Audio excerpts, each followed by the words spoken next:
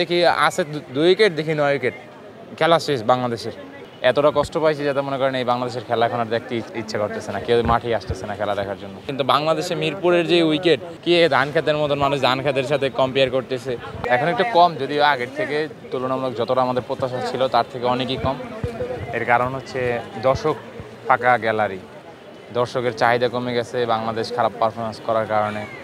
আফগানিস্তান একটা সিরিজ হারার পরে দর্শকদের মন থেকেই ক্রিকেটাররা উঠে গেছে, এমন একটা বিষয়। এখন মানুষ বাংলাদেশের জার্সি না খুঁজে এসে ওয়েস্ট ইন্ডিজের জার্সি খোঁজে।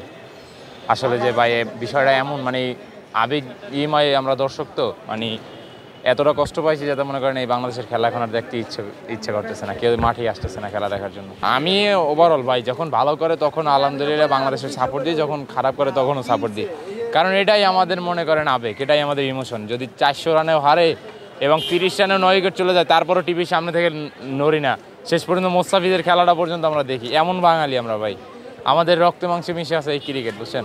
আবেগিময় আমরা ফ্যান, বুঝছেন, সবসময় ওভারঅল ক্রিকেটের পাশে আছি। তো আশা করি সামনের ম্যাচ থেকে ভালো করে আবার আমরা ফর্মে ফিরতে চাই।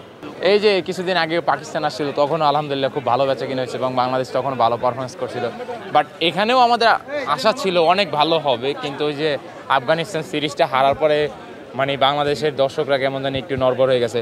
আমার মনে হয় না একটা টেস্ট ম্যাচ হইলেও মিরপুরে এর থেকে দর্শক বেশি হয়, আমার মনে হয়। যেটা পঞ্চপাণ্ডব আসলে যখন সাকিব ছিল, মাশরাফি ছিল, মুশফিক ছিল, দেখেন যখন টপ অর্ডার ব্যর্থ হইতো, তামিম ইকবাল থেকে শুরু করে, যখন পঞ্চপাণ্ডব ছিল টপ অর্ডারে ধরে খেলার লোক ছিল ওয়ানডেতে, এবং মিডল অর্ডারে যখন টপ অর্ডার আউট হয়ে যাওয়ার পরে মিডল অর্ডারে মুশফিকুর রহিম আসতো, তখন বলগুলোর দেখে খেলতো, ফেস করতো, যখন মারার সময় আসতো মারতো।